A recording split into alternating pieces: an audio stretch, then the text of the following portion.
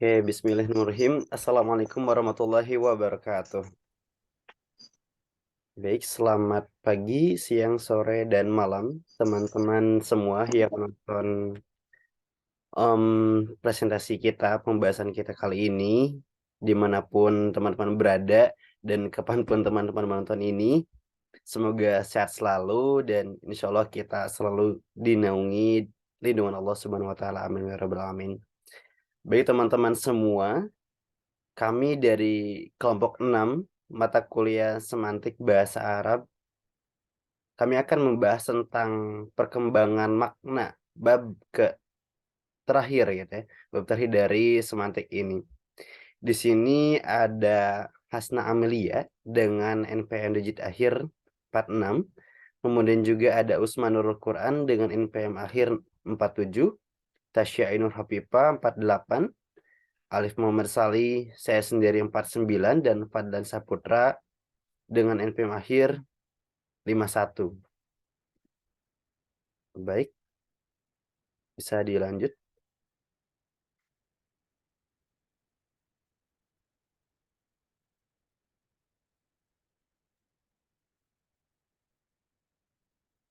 Begitu, yang pertama akan dijelaskan terlebih dahulu oleh Usman. Silakan kepada Usman.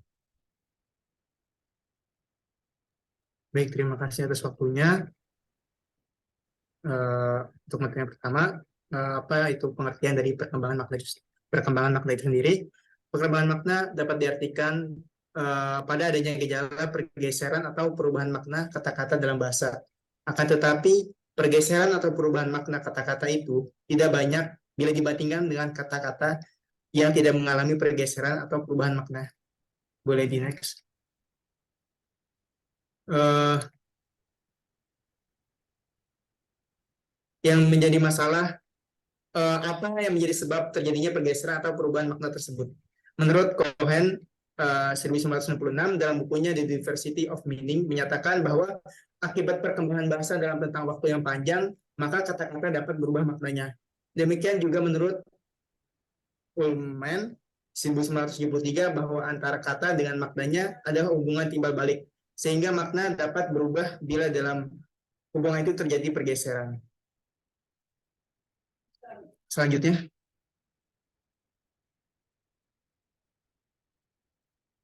yang pertama, akibat perkembangan ilmu pengetahuan dan teknologi.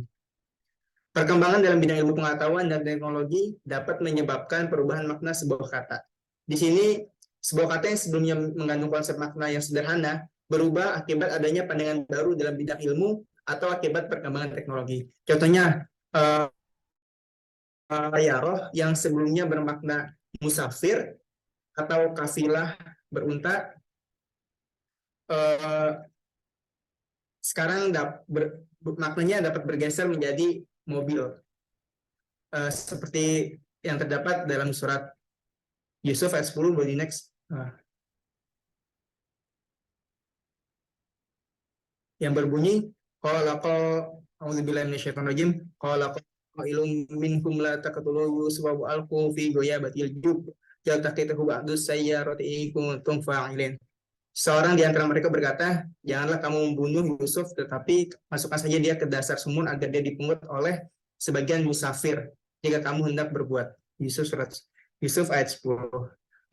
Dalam ayat tersebut, kata ayat sayaroh bermakna musafir. Boleh di next.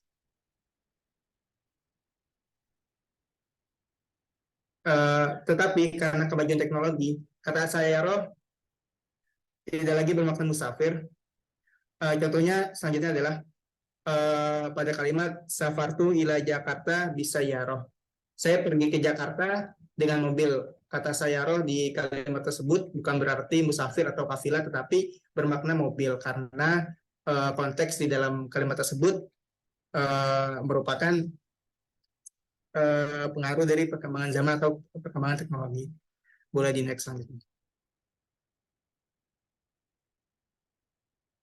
Contoh lainnya dari pergeseran makna itu pada kata al-qatiroh yang awalnya berarti iring-iringan sekarang dapat berarti lokomotif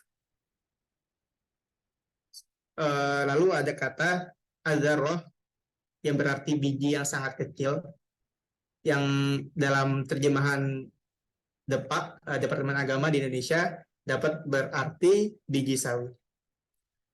Mungkin hanya ini dapat saya sampaikan. Saya kembalikan ke moderator. Baik, terima kasih Usman. Dan selanjutnya kepada pembahasan subbab selanjutnya yang akan disampaikan terlebih dahulu oleh Fadlan. Silakan kepada Fadlan.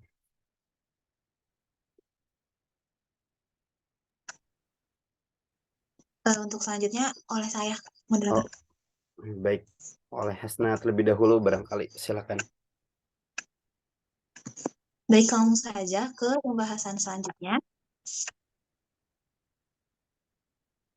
Ya, terima kasih atas waktunya. Selanjutnya yaitu perkembangan makna akibat pembentukan kosakata melalui derivasi atau istiqoq. Nah, jika tadi di poin pertama perkembangan makna itu disebabkan oleh iptek, nah dalam perkembangan melalui derivasi ini juga ada hubungannya dengan iptek yang mana terdapat perkembangan dunia Arab, baik itu oleh iptek, baik juga oleh perkembangan budaya ataupun masuknya budaya luar ke dunia Arab, menjadikan makna-makna kata bahasa Arab itu mengalami perkembangan dan mengalami yang namanya neologisme. Nah, dari neologisme ini bisa berupa penghilangan suatu makna atau perubahan suatu makna dari yang asalnya berupa makna yang menjadi makna dalam istilah modern, juga bisa berupa penghilangan makna suatu kata karena sudah ada padanannya dalam bahasa Arab dan bisa dengan metode lainnya. Nah, adapun neologisme ini diartikan sebagai derivasi atau istiqoq dalam bahasa Arab dengan model qawalib lugawiyah. Adapun derivasi ini sendiri yaitu cara yang digunakan bahasa Arab dalam pembentukan kata-kata turunan atau derivatif yang secara semantik mengacu pada makna aslinya, makna asalnya. Lalu ada derivasi pada kalimat bahasa Arab mengacu pada model qawalib lugawiyah, yaitu ada prinsip pembentukan kata yang mengacu pada timbangan morfologis atau wazan atau pola penciptaan kata. Nah, selain itu, selain menggunakan model qawalib lugawiyah, derivasi dalam bahasa Arab juga berpegang pada prinsip kias atau analogi untuk mencegah istilah asing yang sudah ada padanannya. Contoh umumnya dalam pembentukan makna kata akibat derivasi ini ada kata sayyaroh yang artinya mobil. Nah, akar kata dari sayyaroh ini kan asalnya saro yasiru. Nah, saro yasiru ini dimasukkan kepada wazan fa'alatun menjadi sayyarotun, yang mana fa'alatun artinya banyak melakukan, sayaroh artinya banyak berjalan, dan dalam perkembangannya kata sayaroh ini diartikan sebagai mobil. Boleh next slide? Nah, selain contoh umum tadi, terdapat beberapa pola yang digunakan untuk pembentukan kosakata atau istilah baru dalam bahasa Arab. Yaitu yang pertama ada pola fi'alatun, yaitu pola pembentukan kata yang menunjukkan arti profesi atau macam kegiatan. Dalam contohnya, dalam wazan fi'alatun ada kata sinaatun yang artinya industri, juga ada kata sifarotun yang artinya kedutaan, dan jirohatun yang artinya pembedahan. Terus juga yang kedua, dalam pola fa'alanun, pola fa'alanun digunakan untuk pembentukan kata-kata yang menunjukkan gerakan atau suara yang berfluktuasi. Dalam wazan fa'alanun terdapat contoh maujanun yang artinya gelombang atau aliran, dan toyaronun yang artinya penerbangan. Terus yang ketiga ada pola fu'alun. Nah, pola ini biasanya digunakan untuk menunjukkan pada suatu suara atau jenis penyakit. Kalau misalnya dalam suara, contohnya ada kata bukaun yang artinya tangisan, ada kata sorohun yang artinya teriakan, terus juga pada ragam jenis penyakit terdapat kata zukamun yang artinya pilek, lalu ada judamun yang artinya lepra, dan lain sebagainya. Terus yang keempat ada pola fa'alun, yaitu digunakan untuk membentuk istilah yang menunjukkan pada profesi atau menggambarkan aktivitas yang menjadi kebiasaan. Nah, pada tata bahasa Arab, pola ini termasuk ke dalam pola intensif. Dalam wazan fa'alun yang menunjukkan pada profesi, ada kata yang menunjukkan pada aktivitas yang menjadikan kebiasaan, mohon maaf, ada kata to'anun yang artinya yang suka menghujat, ada kata mikdamun yang artinya yang gagah berani, lalu pada profesi ada kata fananun yang artinya seniman, lalu hamalun yang artinya kuli, dan lain sebagainya. Lalu selanjutnya ada pola mif'alun dan mif'alatun, yaitu pola yang digunakan untuk menunjukkan pada nomina instrumental. Nah, atau menunjukkan pada makna wadah yang umumnya berasal dari verba yang triliteral atau berakar pada 3 konsonan atau berasal dari nomina.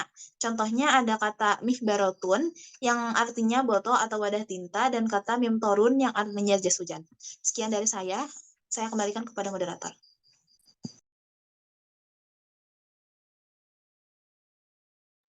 Baik, terima kasih kepada Hasna yang telah menyampaikan pembahasannya. Untuk selanjutnya akan disampaikan oleh Fadlan. Pada Fadlan silakan. Baik, terima kasih kepada moderator. Selanjutnya, pola-pola atau wazan yang membentuk kosakata baru. Yaitu yang pertama, ada 3 wazan namun menunjukkan makna yang sama, yaitu maf'alun, maf'ilun, dan maf'alatun. Ini menunjukkan makna tempat. Nah, contohnya maskanun, yaitu tempat tinggal, atau maufiqun, halte, madrasatun, sekolah, atau contoh yang lain ada makha, yaitu tempat warung kopi atau kafe, masnaun, pabrik, masrohun, atau teater, dan lain sebagainya. Yang kedua ada pola fa'alatun dan fa'ilatun. Ini menunjukkan pada alat, instrumen, atau mesin. Ini menurut Stetkevich tahun 1998. Untuk pola fa'alatun ini bisa diartikan juga sebagai banyak berjalan. Nah, contohnya ada sayyarotun. Ini asal katanya saro, berjalan. Nah, menggunakan wazan fa'alatun menjadi sayyarotun, artinya banyak berjalan. Nah, maksudnya banyak berjalan itu adalah mobil. Contoh yang lain ada ghassalatun, artinya mencuci, ada bakhiratun. Nah, bakhiratun ini secara literal berarti yang beruap, tetapi makna yang dimaksud adalah kapal uap. Lalu atau kapal laut. Lalu ada nafilatun, ini sama pola maknanya yaitu berarti tangki atau kilang. Nah, yang ketiga ada pola isim fa'il dari verba triliteral dan verba kuadriliteral dengan polanya yaitu mafa'alun dan mafa'ilun. Nah, contohnya sa'iqun, itu artinya supir, berarti isim fa'il. Ada muhasibun, kasir. Ada muzi'un, penyiar. Dan ada muqatilun, petarung, dan contoh-contoh yang lain.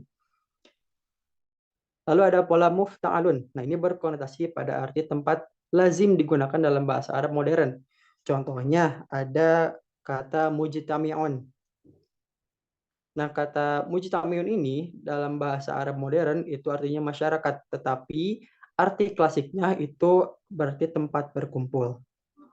Nah, lalu ada pola nisbah atau masdarun sina'iyun. Ini menurut Stetkevich tahun 1998, yaitu pola dengan menambahkan sufiks iyah atau niyah. Nah, ini fungsinya untuk neologisasi kata atau istilah bahasa Arab. Contohnya ada syu'ubiyah, itu artinya gerakan yang melecehkan hegemonia Arab. Ada contoh lain yaitu huwiyah, artinya esensi, atau mahiyah, kualitas atau hakikat. Ada kaifiyah, kualifikasi, dan lain sebagainya. Lalu arti selanjutnya juga pola ini menunjukkan ungkapan paham, isme, golongan, dan aliran-aliran yang biasanya ada di barat. Contohnya syuyu'iyah, artinya komunisme. Ada juga Somaliyah, kapitalisme. Ada Almaniyah, sekularisme. Ilhadiyah, ateisme, dan lain sebagainya. Selanjutnya, next. Nah, pola atau wazan yang terakhir untuk membentuk kosakata baru ada pola mufa'alun. Ini menunjukkan kata benda yang menjadi objek perbuatan. Contohnya seperti muqaddasun, artinya yang disucikan, ada munazzilun, yang diturunkan, atau contoh lain ada muqaddimun, atau yang didahulukan. Sekian dari saya kembalikan kepada moderator. Terima kasih. Baik, terima kasih kepada Fadlan yang telah menyampaikan pembahasannya. Dan untuk selanjutnya pembahasan akan dilanjut oleh Tasya. Kepada Tasya disilakan.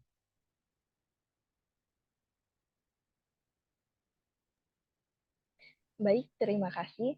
Untuk pembahasan yang berikutnya adalah tentang perkembangan makna akibat pengembangan semantik. Di kalangan ahli bahasa muncul keinginan untuk mengembangkan bahasa melalui penciptaan kata-kata dengan cara derivasi atau dengan cara pengembangan semantik. Nah, pengembangan semantik ini dilakukan oleh para ahli bahasa dalam menghadapi tuntunan kebutuhan di bidang ilmu pengetahuan, teknologi, dan kebudayaan modern.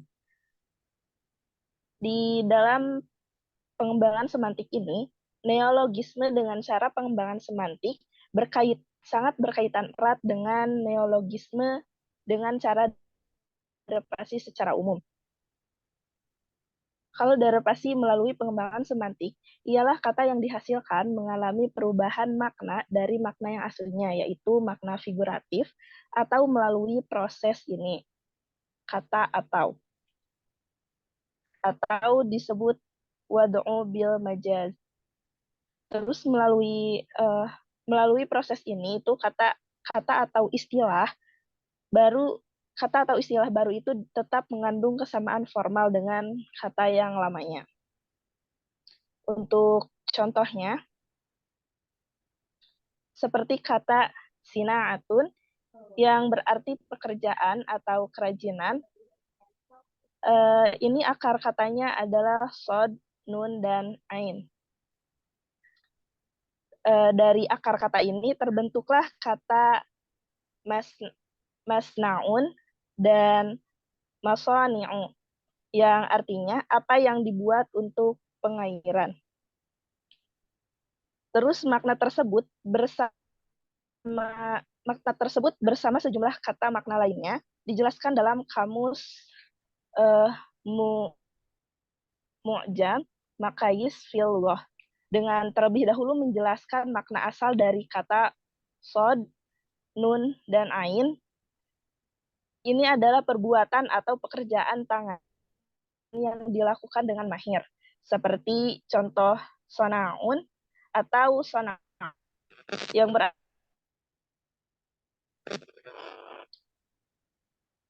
atau soni'atun yang artinya perbuatan baik. Dalam Al-Quran, di dalam Al-Quran, kata-kata yang diturunkan dari sod, nun, dan ain terdapat 20 kali dengan arti perbuatan atau pekerjaan. Di sini dapat dilihat beberapa contoh dari ayat Al-Quran yang diturunkan dari akar-akar sod, nun, dan ain. Untuk selanjutnya saya kembalikan kepada moderator.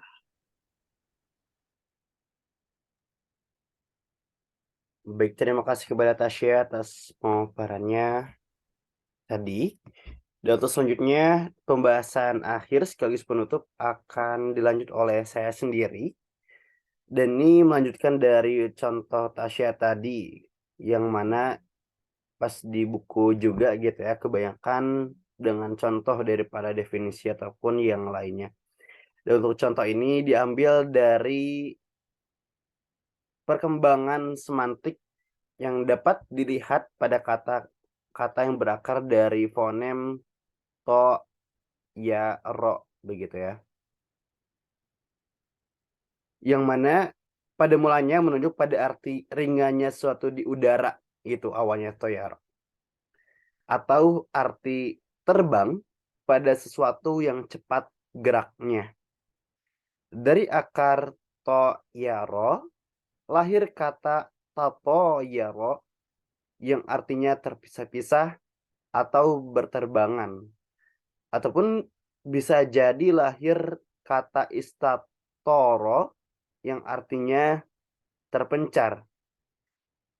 Nah, dari kata ini yang awal asal katanya toyaro ataupun toro ini hanya kata yang terbang ataupun ringannya suatu di udara, begitu ya. Ini bisa jadi makna-makna ini bisa menyimpang dari kata asalnya.